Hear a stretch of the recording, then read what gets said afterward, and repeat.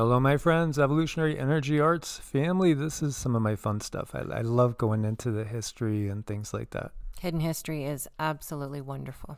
Really is, I think, probably my favorite stuff besides energy, QiGong and things like that, as far as, understanding how everything came to be. It is. And it's important to understand how things came to be, because how do you know where you're going in life if you don't know where you're from? That is a good point. That is a good point. Give that girl a gold star on the forehead. Yay. Yes. So, what are we looking at? Well, we're looking at some depictions of the Sumerian gods. Interesting, is it not? So these figurines are, in many cases, little household gods that people would have on an altar representing an entity, a being. Yeah, and I think they're gods and goddesses, aren't they? Yes, gods and goddesses. And it's fascinating, because in the Bible there's a prohibition. Thou shalt have no graven images of that which is above, or, that which perhaps walks on the earth at times. Right. Yep. No graven images. Why?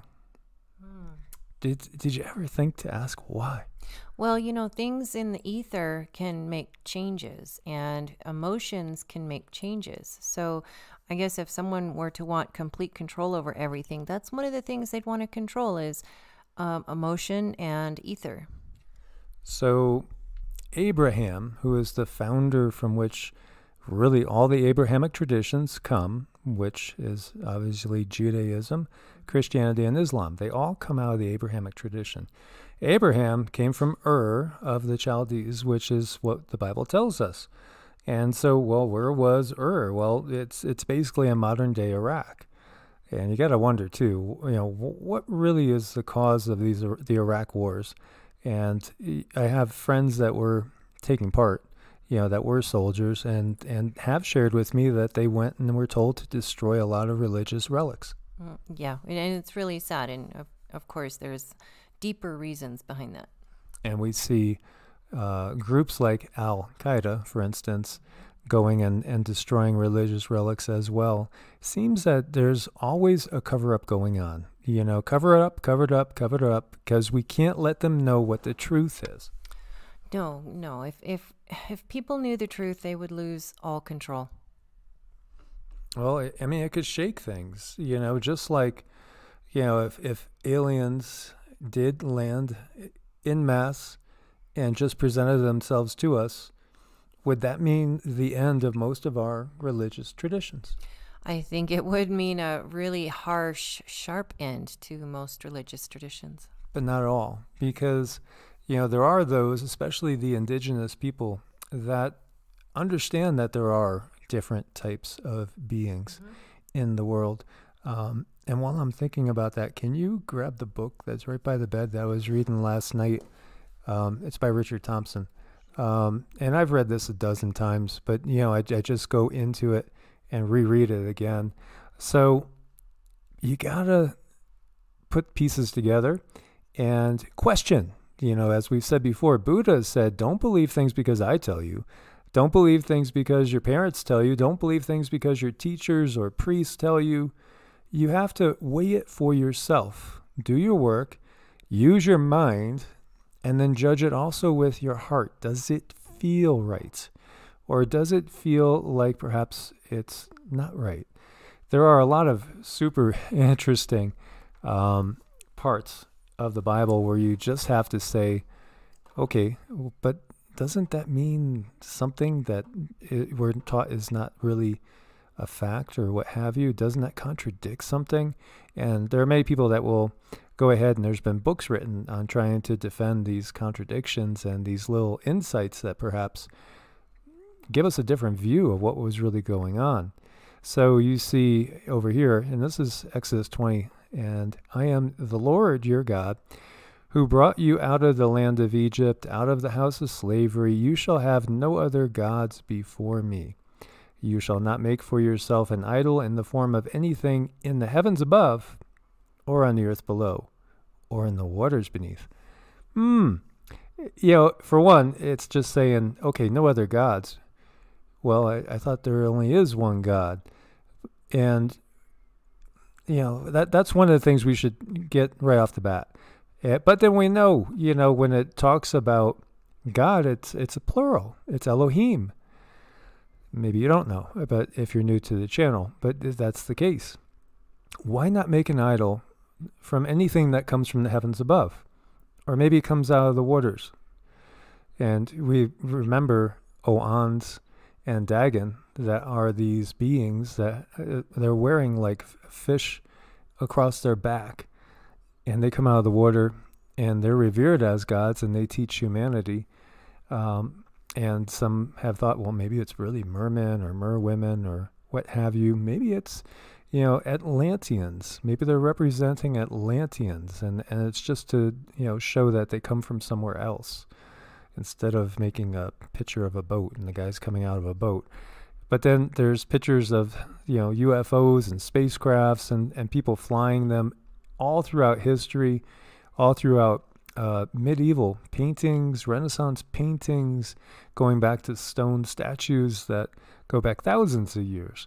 So right off the bat, that is interesting. It is curious. It gets you, wondering.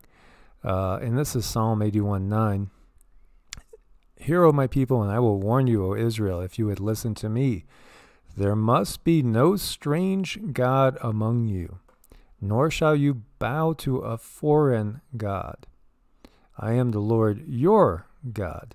So again, it's saying there's more than one. It's saying there's a multitude of gods. And again, this is the original word is Elohim, which is again plural. Now, when we look at some different translations, it even gets more interesting.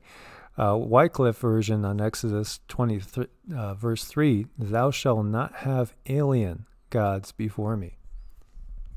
These are a lot of things that we just don't look closely enough. Or if you, like, I used to go to church and I used to try to make sense of this stuff. And it would get to the point where if I asked too many questions, somebody would say, well, ultimately you just have blind faith. Just know that this is the only God, the only creator. And after a while, when things just don't fit, they just don't fit. And, defend it as much as some will do. It's really, you have to go back and look at the history. You have to understand that, as we said before, what we've got as far as today's modern Abrahamic beliefs has been a system that's evolved.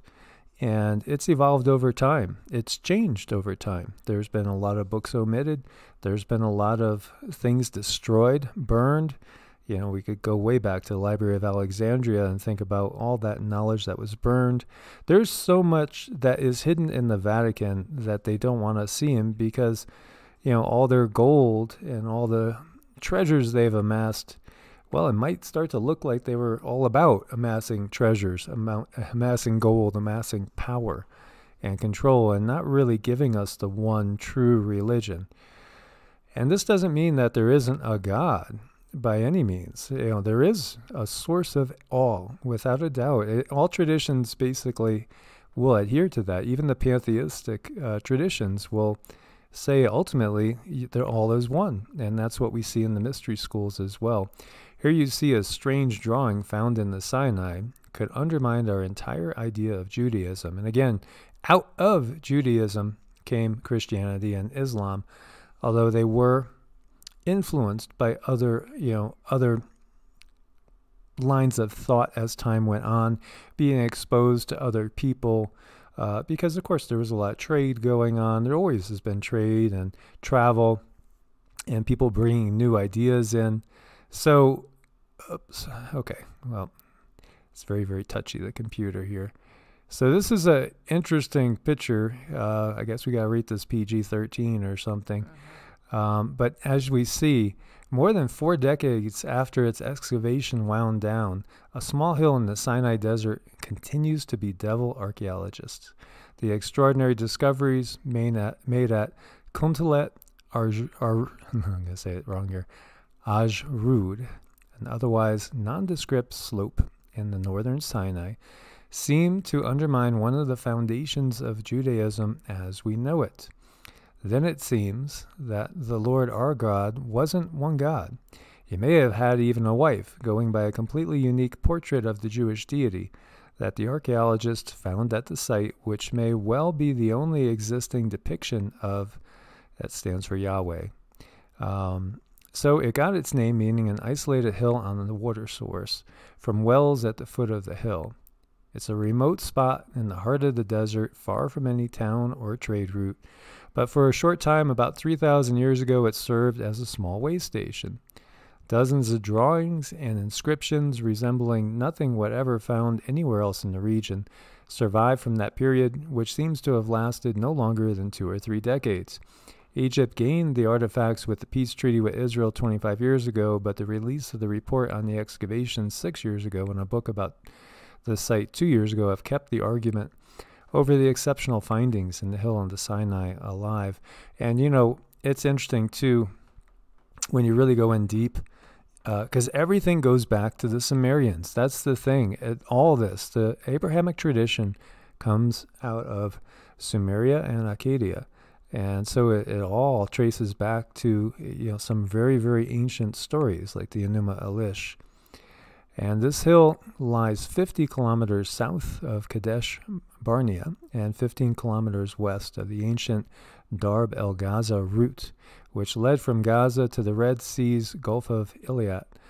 Its unique qualities were first noticed in 1870 by British explorer Edward Palmer, who discovered a fragment of a clay jar, a pithos marked with the Hebrew letter Aleph. Later in 1902, a Czech Orientalist and explorer, Alois Musil, was attacked by local Bedouins who claimed that he was defiling a holy site. Exploration would only resume in 1975, 73 years later, by the Tel Aviv University archaeologist Ze'ev Meshel as part of a collaboration between the university and the Israel Exploration Society. So the excavation showed that Kuntalat Ajrud was what's called a single-layer site, meaning it had been occupied for just one period, which the excavators dated to the late 9th century or early 8th century BCE. And Meshel estimated that it had been occupied very briefly, 25 years at most. Structure-wise, the excavators found 2 fairly simple, unimpressive structures. The wonder lay in the drawings and the inscriptions. And so we see at first archaeologists thought that the place was a military fortress. Other fortresses from the First Temple period had been found in the Negev, but no evidence that there had been a military presence was found. And in the third excavation season, Meshel declared that the structures weren't that sort. So it was basically a place, you know, where people were occupied for a little while. But it's just so interesting. You see there's animal drawings there as well. But the big thing is that depiction of Yahweh and his wife Asherah. And, you know, this is something that has definitely stirred a lot of thought and a lot of controversy as we look at the location at where it has been found. So what are your thoughts, Cindy? Well, I think it's really important that we can get this information and look at it and pick it apart and decide for ourselves without the threat of, oh, if you go against the Bible, you know, you're going to go to hell. I think all of these beliefs, all of these religions should be out in the open for people to look at and dissect as we so choose. But there's just so many things that are hidden.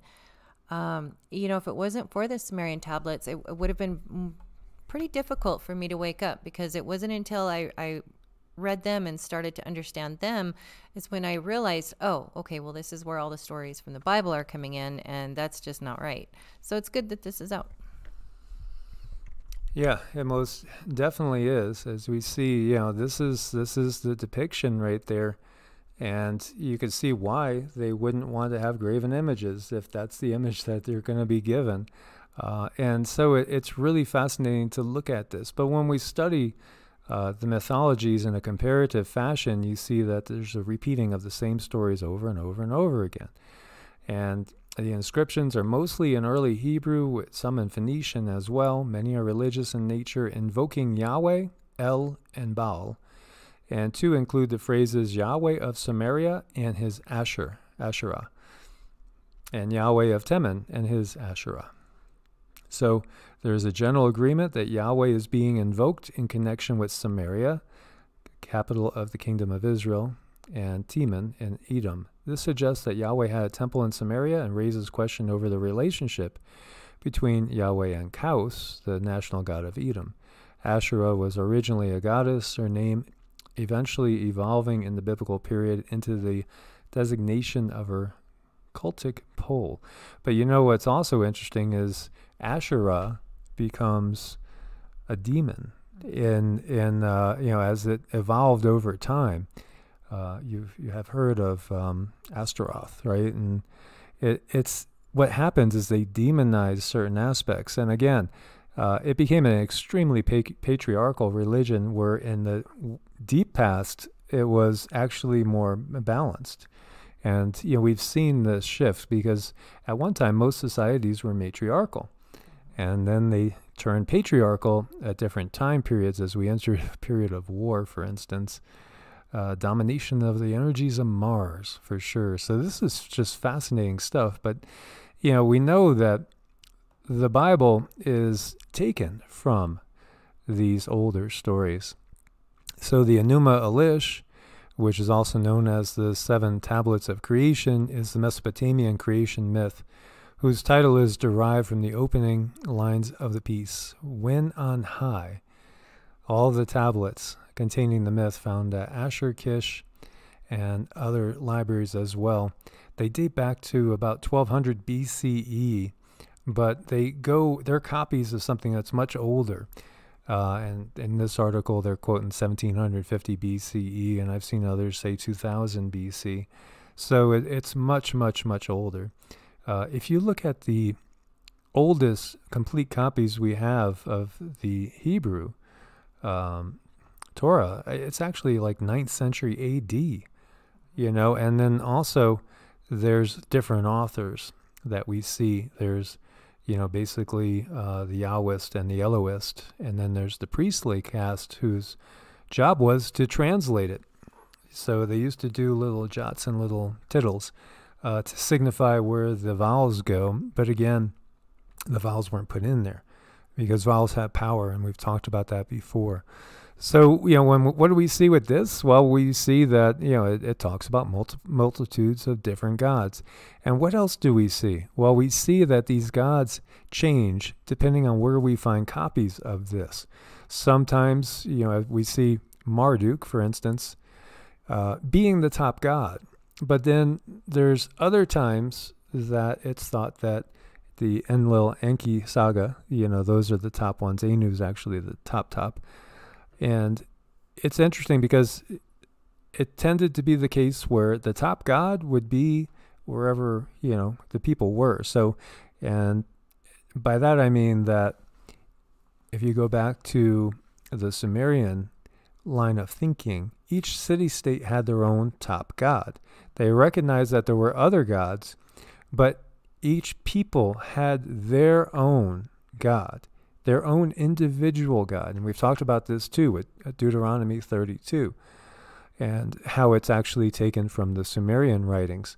And it talks about God sitting amongst, basically a council of the gods. And so it also talks about how they divided up the whole world in amongst themselves, each taking their own people. And some maybe a little bit more benevolent than others, some a little more malevolent than others. Some preferred, a gentle nudge. Others would send a plague, And so they each were different. And, this is what we get. So who are these gods really? And then what does this make Yahweh? Now, we do also, what's interesting too, when we look at this story, it goes in line with a lot of the Gnostic thought too, which is fascinating. There's just so much here that people are just so unaware of. And unfortunately, it enables them to be manipulated in so many ways. So, here is tablet 1. When the heavens above did not exist and earth beneath had not come into being, There was the Apsu, the first in order, their begetter, and the demiurge, Tiamat. So that is really interesting too. The demiurge, Tiamat, because we have the demiurge coming out of Gnostic line of thought, gave birth to them all. But see, that's the interesting part too, because they have the demiurge being a feminine energy.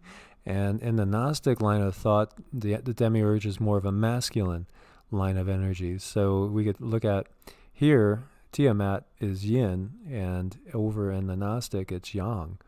So all interesting stuff, isn't it? It is really interesting, and I really wish that they would just start teaching this stuff in kindergarten. It's fascinating. Well, we didn't have the full translations until recently when they found the Rosetta Stone, basically. And so it's interesting because you could look at it in many different ways as well. But the bottom line is that there's different levels of these gods, these beings. And as we've talked about too, like if you're talking about the demiurge, you could almost look at it as like, I guess you could equate it to the master program of manifesting life on this planet. That's what you do. It's nothing necessarily good nor bad. It's what kind of intent goes into it. And, ultimately, science and certain mystic traditions will tell you that this is all an illusion anyway. It's all a construct that has been created for us, a matrix of sorts.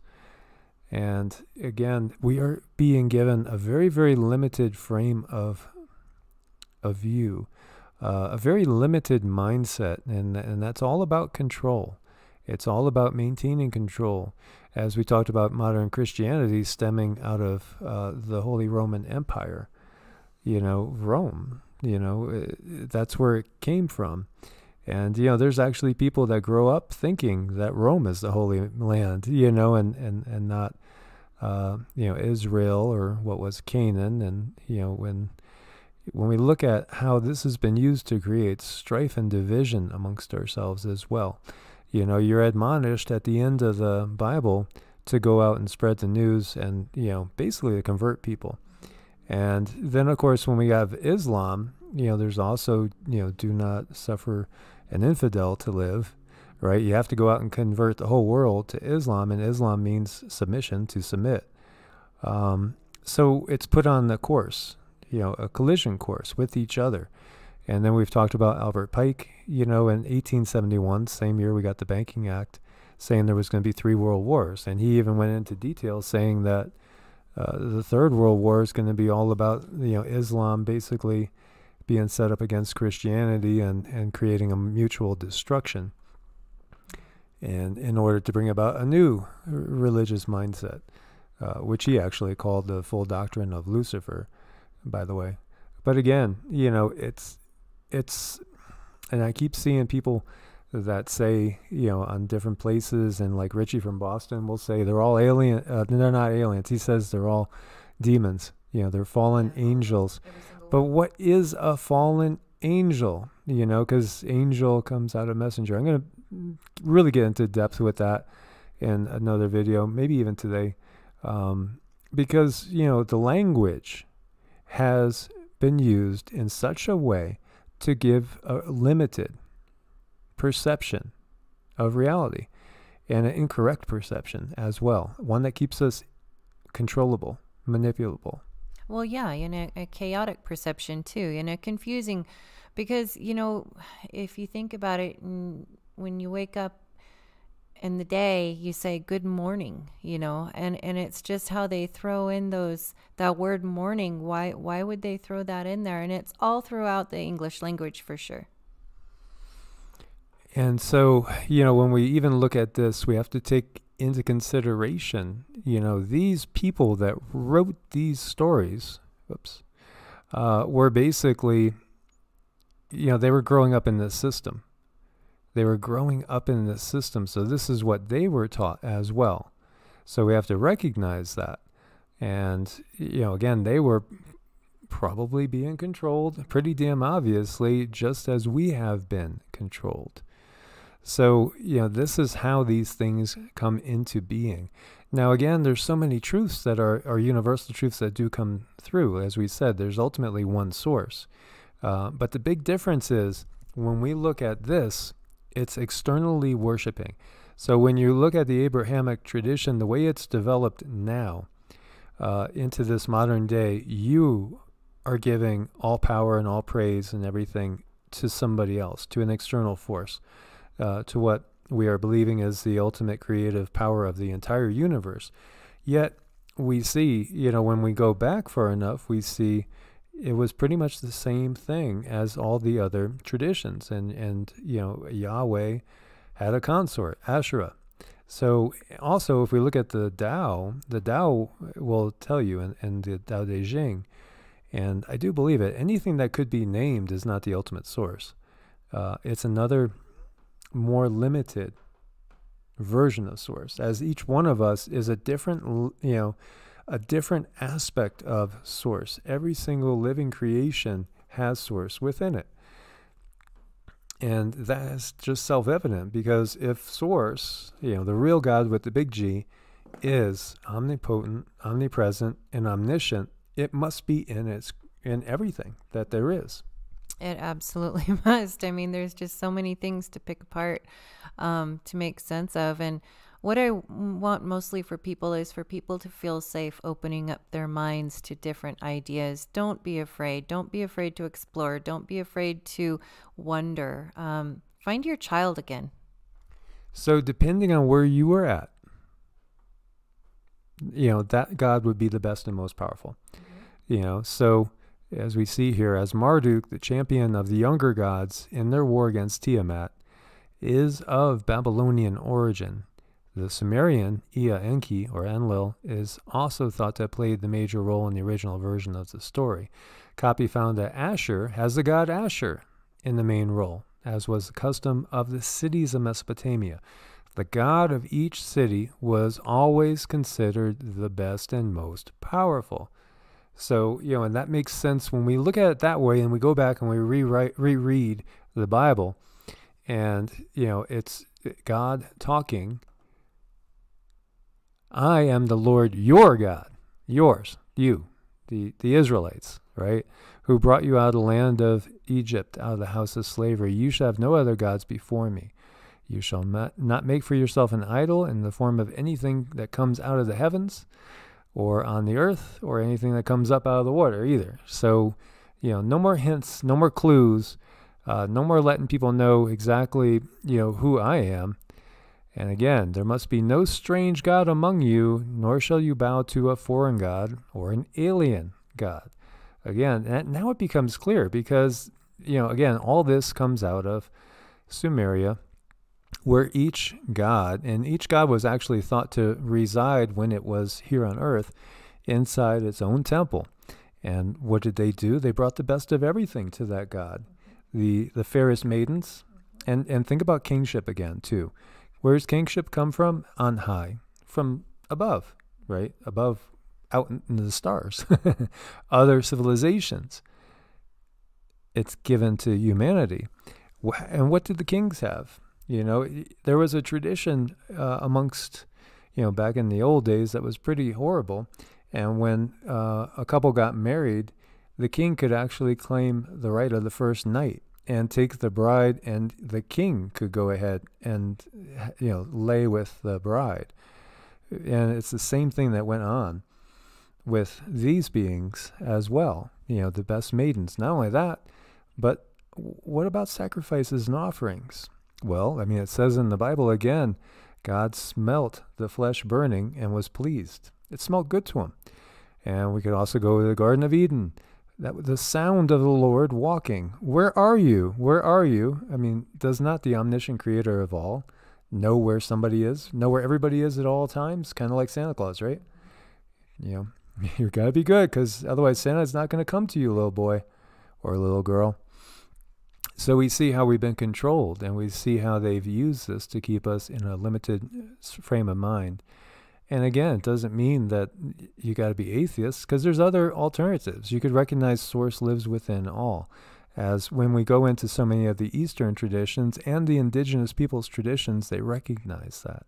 They also recognize different levels or dimensions of existence.